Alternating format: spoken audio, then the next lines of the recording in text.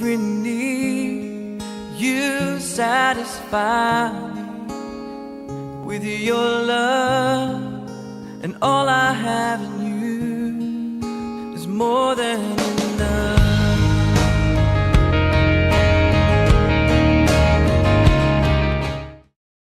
여러분, 잔치라는 말을 잘 요즘은 안 쓰잖아요, 그죠? 잔치가 열리는 이 자리는 굉장히 좀 이제 기쁜 자리입니다. 뭔가 기뻐할 일이 있을 때 잔치를 여는데, 요즘은 이게 파티, 그죠? 파티라는 말을 쓰죠. 해운대 우리 청년들은 어떻게 좀 이렇게 개인적으로 청년들 초청해서 이렇게 뭐 party tonight 뭐 이렇게 하시나요, 여러분? 안 하시죠? 예, 그래요. 제가 싱가포르에 단기 선교를 갔을 때 그곳에 이제 한 청년이 한 3만 명 정도 모이는 이제 메가처치를 제가 갔다 왔어요. 거기는 뭐가 하나가 잘 되어 있는 데가 하나 있는데 그게 뭐냐면 그 셀 모임이 굉장히 잘 되어 있어요.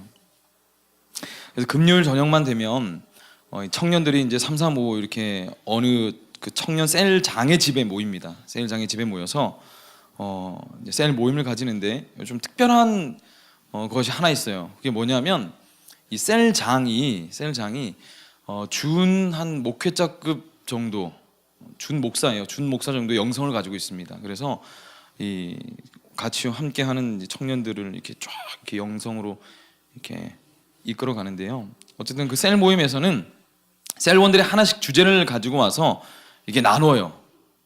그 셀원들이 하나씩 자기가 가져온 주제를 가지고 그 주제를 가지고 던져서 이야기를 나눕니다. 그러니까 셀장이 가지는 좀 부담이 적겠죠, 그죠? 우리 셀장님들 힘내십시오. 예, 얼마나 부담되시겠어요. 우리 셀장님들에게 제가 늘 그 많은 어떤 도전을 던져주려고 노력하는데 셀원에 계시는 여러분들도 함께 노력을 해주셔야 돼요. 아셨죠? 셀장 분들이 어떤 말을 이렇게 툭 던지면 좀 깊이 있게 호응을 해주고 리액션 해주고 오 이렇게 해줘야 셀장이 뭔가 이게 그룹을 인도할 그 뭐 맛이 나지 않겠어요? 여러분들의 협조가 필요합니다. 아셨습니까? 아멘? 아멘. 그래요. 어쨌든 이렇게 셀 모임을 이렇게 가지고 셀 모임을 한 1시간에서 1시간 반 정도 가집니다. 그리고 나서 마음껏 기도하고 그리고 이제 파티를 열죠. 본인들이 집에서 가져온 음식들을 다 나누면서 즐겁게 이렇게 교제를 나누는 것들을 보게 됩니다. 오늘 말씀을 보니까 이런 파티가 또 이루어지려고 하고 있어요.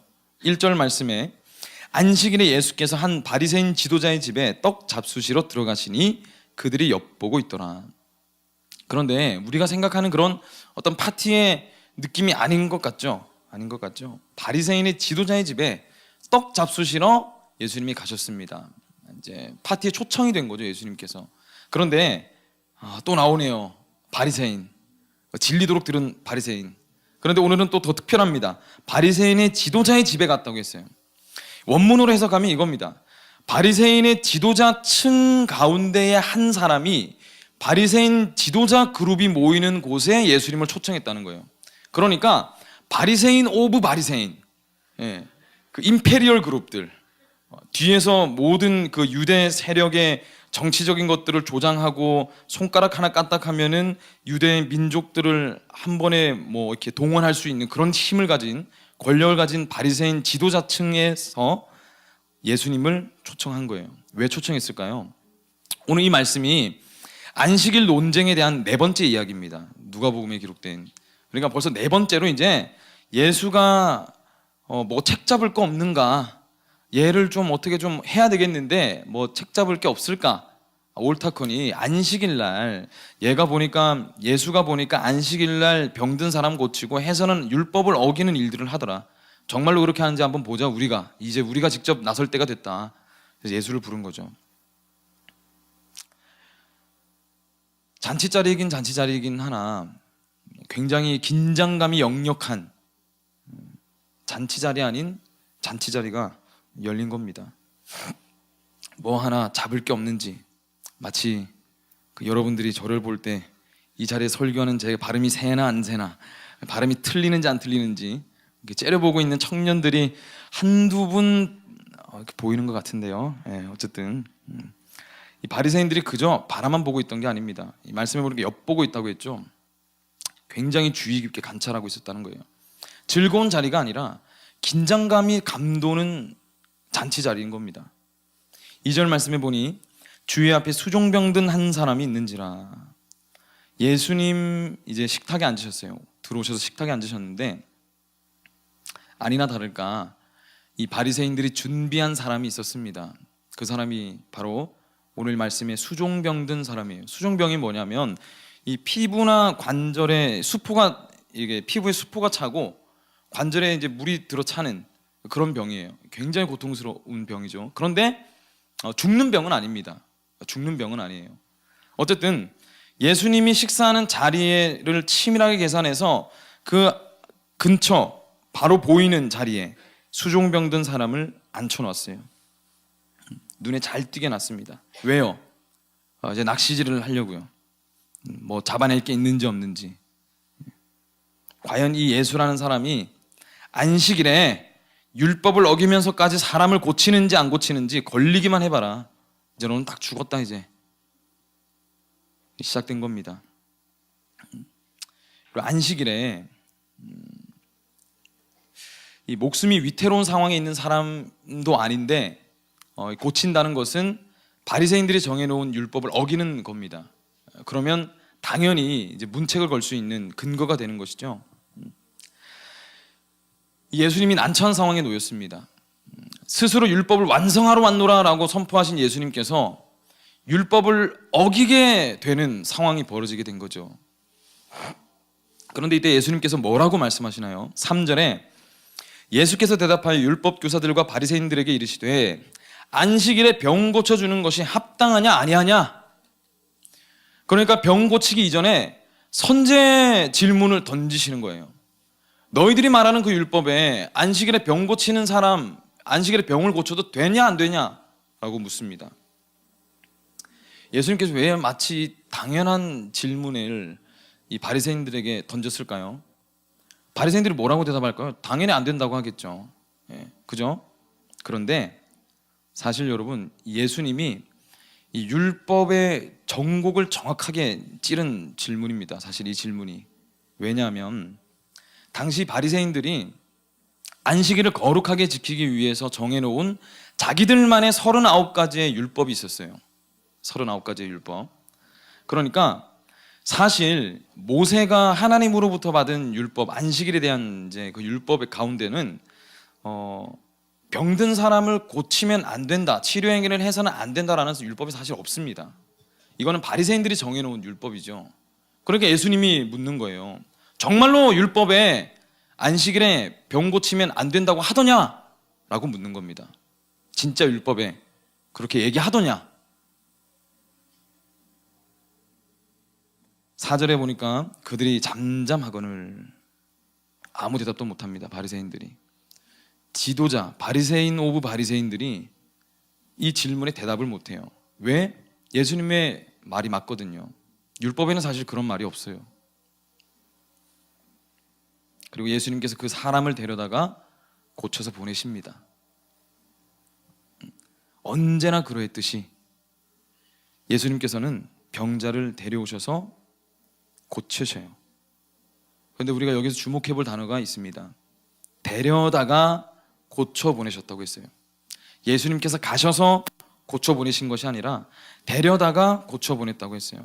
이 데려다가라는 단어는 조용히 데려와서 고치고 들어가라고 얘기하는 그런 행동이 아닙니다. 강하게 꽉 붙잡고 끌어와서 치유를 했다라는 뜻이 담겨져 있어요. 마치 여러분 마태복음 14장에 그 예수님께서 제자들이 이제 탄 배에 이제 어느 날 물 위를 걸어서 오시는 장면 여러분 기억하시죠? 알고 계시죠? 물 위를 걸어서 제자들이 있는 배로 이렇게 걸어가십니다. 그때 베드로가 이 물 위를 걸어오는 예수님을 보고 확신에 차서 주님 저도요 하고 배 밑을 용감하게 뛰어내립니다. 그리고 어떻게 됐을까요? 어떻게 됐을까요? 걸었잖아요. 그죠? 걸었어요. 물 위를 걸었어요. 딱 걷다가 갑자기 광풍이 몰아칩니다. 그러다가 자기가 지금 뭔 짓을 하고 있는지를 이제 알게 된 거예요. 그래서 그때로부터 믿음이 사라져 물에 빠지기 시작합니다. 그래서 주님 저 좀 살려주세요 했을 때 예수님이 붙잡고 확 끌어올리시죠. 그렇게 강하게 끌어올리심, 데려다가 라는 뜻입니다. 그러니까 수종병든 사람을 이리로 오렴 한 것이 아니라 붙잡고 강하게 확 끌어다 와서 치유하시고 돌려보내셨어요. 이 행동에는 여러분 이런 어떤 의미가 담겨져 있습니다. 5절 말씀에 보니까 또 그들에게 이르시되 너희 중에 누가 그 아들이나 소가 우물에 빠졌으면 안식일이라도 곧 끌어내지 않겠느냐.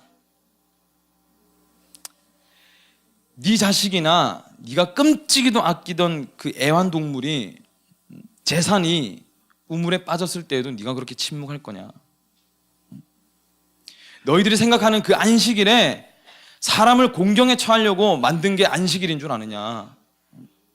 안식일은 사람을 살리라고 있는 것이다. 병들어 죽게 된 자가 있으면 살려야 하는 것이 맞는 것 아니냐 라는 의미로 그렇게 강한 제스처를 취하신 거예요. 여러분 바리새인들이 하는 그 외식이라는 것이 여러분 무엇입니까? 외식이 뭔가요? 외식. 겉으로는 하는 척 하나 속은 전혀 아닌 거죠. 속은 전혀 아닌 거. 바리새인들은 안식일에는 환자를 치료할 수 없다고 얘기합니다. 근데 예수님이 물으시죠. 네 자식들이나 네 재산이 우물에 빠지면 너 가만히 있을 거냐? 아무 대답도 못합니다. 바리새인들이 지금 여러분 이 율법을 가지고 이렇게 들먹일 수 있는 거는요, 자기들은 지금 안 아프거든요. 자기가 아픈 게 아니거든요. 타인의 고통에 무관심한 겁니다. 그럼 수종병든 사람은 어떤가요, 여러분? 이 수종병든 사람은 매 순간이 고통이에요. 치유되지 않는 한. 여러분 하루가 1000년 같을 겁니다. 이 사람에게는. 바리새인들에게는 그저 흘러가는 내가 오늘은 왕이다 라고 즐길 수 있는 하루이겠지만 이 수종병든 사람은 어떻습니까? 이 사람에게는 오늘 치유되지 않으면 또 1000년과 같은 고통을 겪어나가야 돼요. 이 하루 동안. 아니 예수님 고치는 건 좋은데 내일 고치셔도 되잖아요. 죽는 병도 아닌데요. 이게 여러분 이 수종병든 사람에게 할 말입니까? 이 수종병든 사람을 옆에 두고 할 말일까요? 1분 1초가 여러분 수십 년같이 느껴진 사람에게는 지금 당장 낫기를 얼마나 바라겠느냐는 겁니다. 예수님은 이런 환자의 마음을, 아픈 자의 마음을 너무 잘 알고 계셨어요. 여러분 주변에 잘 들으세요. 여러분 주변에 이런 수종병든 사람같이 당장 오늘 나를 좀 붙잡아 달라고 하는 지체들이 있을지 모르겠습니다. 그렇다면 잘 둘러보셔야 돼요. 잘. 우리가 바리새인과 같이 타인의 고통에 무감각한 사람이 되면 안 된다는 겁니다. 여러분 어울려 다니는 사람들끼리만 어울리려고 하지 말고요. 우리 여러분 믿음이 연약하고 하나님에 대해서 우리가 잘 모를 때는 그렇게 할 수 있습니다. 예. 그렇게 하면서 서로 믿음을 복돋아서 일어날 수 있죠. 예. 그런데 청년 공동체라는 것이 여러분 우리 온누리 청년부가 어떤 여러분 친교 모임으로서의 기능만 하고 끝난다고 생각하면 안 됩니다. 매일 몰려다니면서 친교, 교제를 나누는 것 좋아요. 정말 좋습니다. 모이지 않는 것보다 모이라고 하셨으니까요, 하나님께서. 그런데 딱 그렇게만 한다. 복음이 전파되어지고 그 공동체를 통해서 생명력 있게 공동체가 확장되어져 나가야 되는데 그렇게 되어지지 않고 고인물과 같이 그대로 현상보존, 그건 더 이상 현상보존이 아닙니다. 썩어가는 거죠. 하나님이 그런 공동체를 우리에게 주신 일이 없어요. 끼리끼리만 한다는 건 사실 긍정적으로 볼 수는 없습니다. 주변을 둘러보는 눈을 잃어버렸다는 거거든요. 그건 사실. 여러분들 끼리끼리만 친해지면 청년부 공동체가 되었다 라고 착각하지 마십시오. 하나님이 바라고 제가 여러분들에게 여러분 매주일마다 설교를 통해서 전해지는 이 메시지는요, 그런 영향력이 아닙니다. 그런 공동체의 영향력을 바라서 제가 여러분들에게 말씀을 전하는 것이 아니고 하나님께서도 동일하시에요. 그런 마음으로 여러분들이 공동체가 되어라고 하신 적이 없으십니다. 하나님께로부터도 아니고 제가 말씀을 통해서 전해주는 바도 아닌데 그런 영향력을 가지고 있다라고 생각되어진다면 다시 생각해 보셔야 돼요. 다시. 예수님은 오늘 말씀에 내가 설사 불리하더라도, 내가 좀 더 불편하더라도, 내가 좀 더 난감한 상황 가운데 있을지라도 예수 그리스도께서 그 이전에 했던 대로 한 영혼에 집중하셨어요. 잃어버린 양에 집중하셨습니다. 여러분, 잃어버린 양에 대한 여러분 마음이 있으십니까?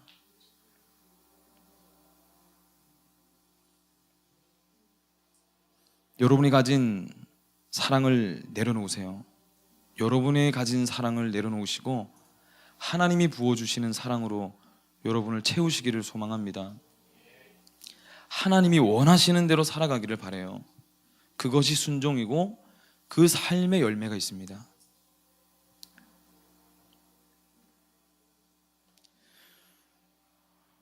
그리고 오늘 말씀에서는 또 우리가 한 가지 기억해야 될 것들이 있어요. 그게 뭐냐면 갑질 의식에 대한 부분입니다. 이 사람은, 여러분 갑질이 뭔지 아시죠? 가진 자가 가지지 못한 자들을 우위에 서려고 선점하려고 하는 태도, 군림하려고 하는 그런 태도를 얘기하죠. 사람은 누구에게나 다 그런 의식들이 있어요. 이게 나타나지 않았을 뿐이지 조건만 갖추어진다면 우리 안에 죄성이 발동해서 갑질을 하려고 합니다. 그래서 여러분 우리가 모여있을 때 어떻게 보면 이런 우월의식이 우리 안에 나타날 수 있어요. 나는 소속되어 있으니까, 나는 그래도 이 공동체 내에 있으니까, 나는 안전하고, 나는 좀 더 우월하고, 나는 좀 더 괜찮은 사람이야. 반대로 여러분, 쟤는 내가 신경 써도 내가 이전에도 몇 번 해봤는데 잘 안 되고, 쟤는 저런 애니까 나는 내가 소속돼 있는 데만 신경 써야지. 우리 안에 혹시 이런, 내가 말로 할 수는 없지만, 내가 인정하기는 싫지만 이런 어떤 갑질 의식이나 혹은 이런 편견들을 우리가 가지고 있지는 않은지 돌아봤으면 좋겠어요. 하나님께서 우리에게 원하시는 바가 뭘까요? 공동체를 주신 이유가 뭘까요? 친하고 친밀해지고 교제를 나누기만을 위해서 그 안에 생명이 있어야 됩니다. 생명을 품을 수 있어야 돼요. 우리가 모이는 이유가 뭡니까? 주일날 우리가 여기 와서 말씀을 듣는 이유가 뭐예요? 받은 은혜가 있으면 내일부터 우리는 또 치열한 삶 가운데 살아가야 되겠죠. 주님 주시는 힘과 능력으로 살아가는 것. 그리고 또 한 가지 더 잊지 말아야 될 것이 뭐냐면, 여러분들이 받은 이 선한 영향력을 세상 가운데 여러분 전해야 합니다. 전해야 되세요. 이것이 제자된 삶입니다. 이게 예수의 사람이에요. 예수의 사람. 우리가 이것을 잊어버리면 안 돼요. 예배의 자리에 오셔서 여러분 하나님으로부터 말로 다 할 수 없는 위로와 평안을 얻으시기를 소망합니다. 그리고 여러분 얻으셨으면 거기서 끝내지 마시고 여러분의 삶을 통해서 열매가 맺히기를 정말 간절히 소망해요.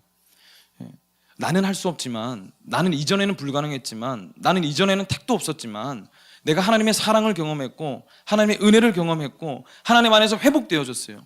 그럼 이제 내가 주를 위해서 내가 무엇을 해야 될까 고민해야 합니다.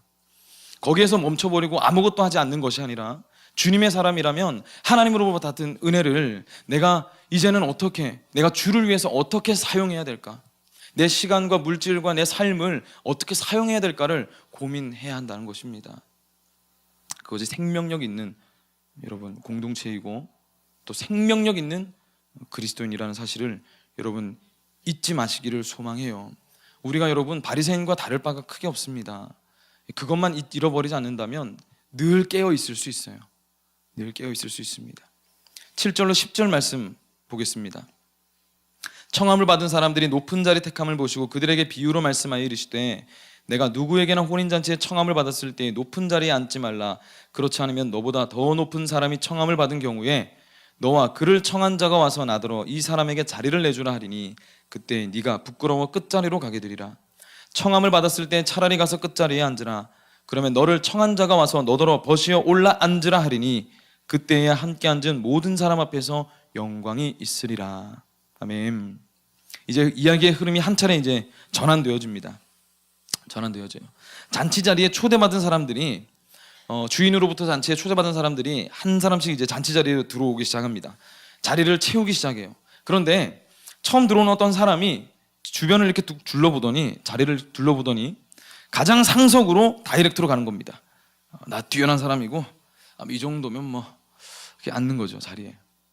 두 번째, 세 번째 사람이 차례대로 들어옵니다. 그런데 아니 주인이 들어오는 사람 중에 한 사람을 보니 자기가 그토록 모시고 싶어 했던 굉장히 모시는 것이 영광인 사람이 들어온 거예요. 그래서 자리를 봅니다. 상석이 어디 있나. 그런데 웬 알지 못하는 사람이 앉아있네요.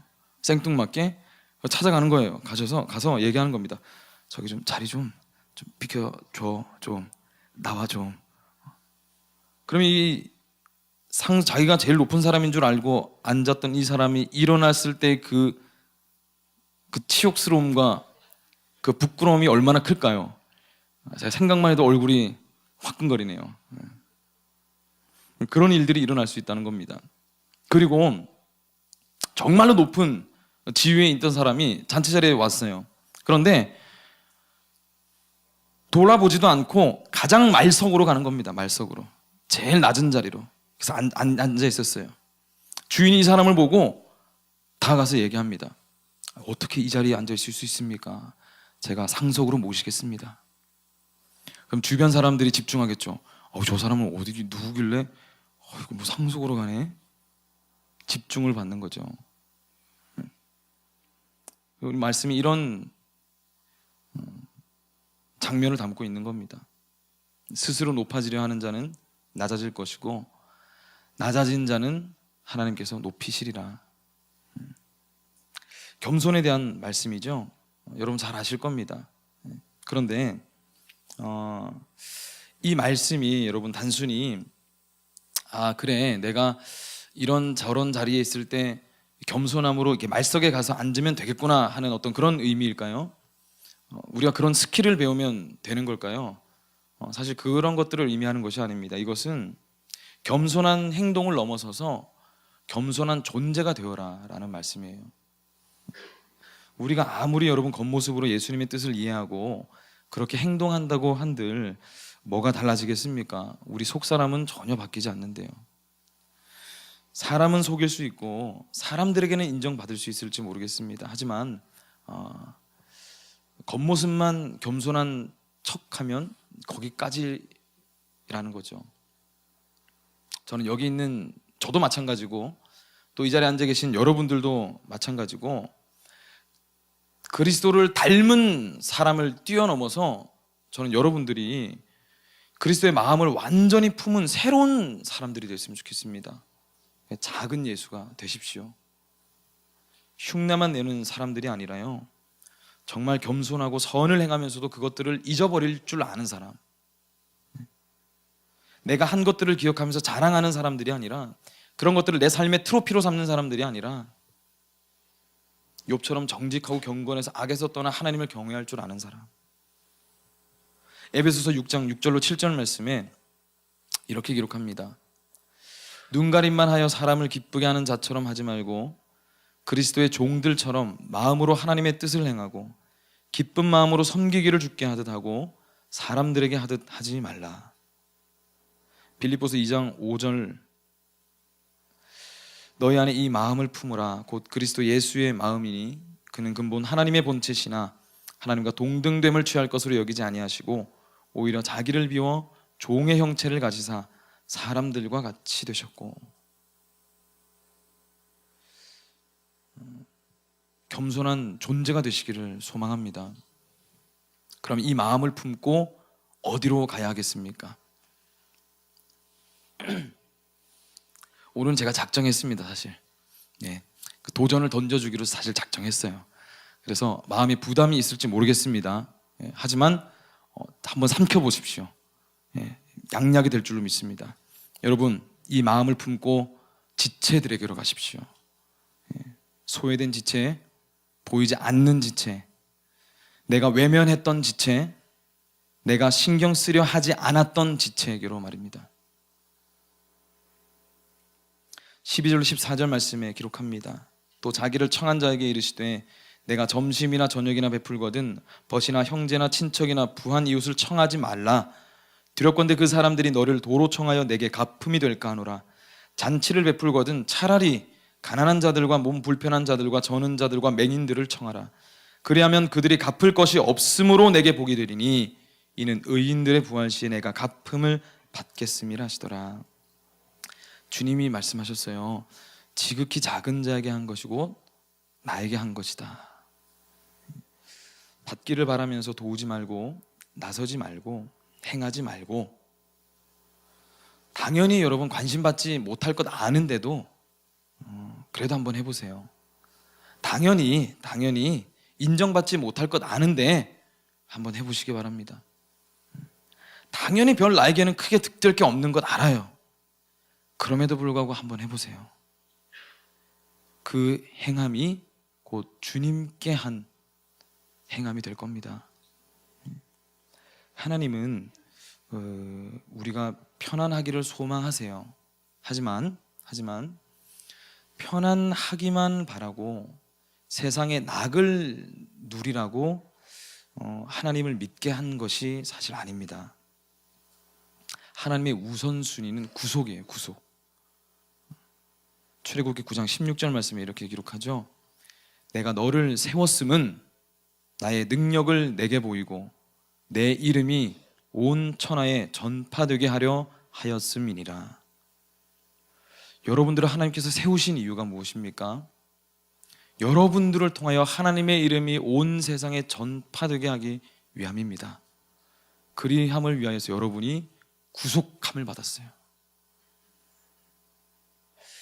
여러분, 이번 주 분명한 우리 이제 목적이 생겼습니다. 내가 설사 불리할지라도 예수님이 하셨던 것처럼 한 영혼에 집중하시기를 소망합니다. 왜요? 주님이 말씀하셨습니다. 주님이. 오늘 말씀 제목이 체크죠. 체크. 2018년 달려나가기 전에 우리가 체크해봐야 됩니다. 체크해봐야 돼요. 첫 단추를 잘못 끼우면 전부 다 잘못 끼우게 되는 거예요. 내가 정말 지금까지 신앙생활 잘 해왔나 체크해보시고, 내가 정말 주님의 사람이 맞나 체크해보시고, 내가 오늘 주님 뜻대로 살아가기를 소망하는 마음이 내 마음에 있나 체크해보시고, 내가 주님 원하시는 뜻대로 내 손과 발을 움직이기를 원하는가 체크해보셔서, 이 예배 자리에 와서도 우리가 바리새인들처럼, 이 말씀의 축제 자리에 와서도 우리가 바리새인들처럼 혼만 나는 사람들이 아니라 예수님께서 인정하시고 예수님께서 부르셔서 예수님께서 함께 먹고 마시고 나눌 수 있는 그런 주님의 사람이 되어지는 저와 여러분이 되시기를 예수님의 이름으로 간절히 축원합니다. 아멘.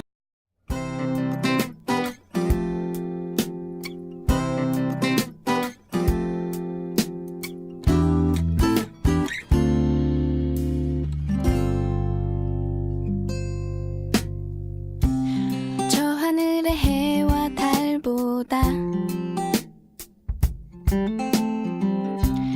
깊고 넓은 저 바다보다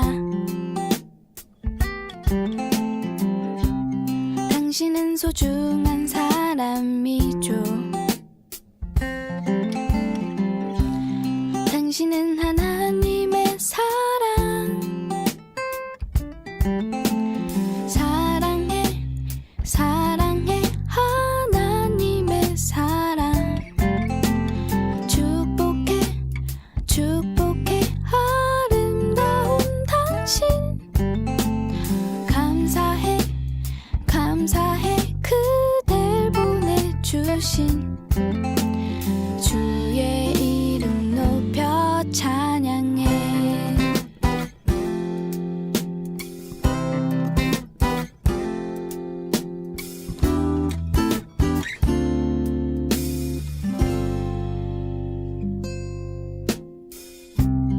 들판에 핀 저백합보다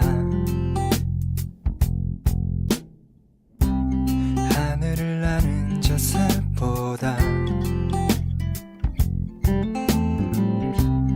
당신은 소중한 사람이죠. 당신은 하나님의 선물. 사랑해 사랑해 하나님의 사랑. 축복해 축복해 아름다운 당신. 감사해 감사해 그댈 보내주신 주의 이름 높여 I'd always 찬양해. love you. I'd always love you. God always love us. I'd always love you. I'd always love you. God always love us. 사랑해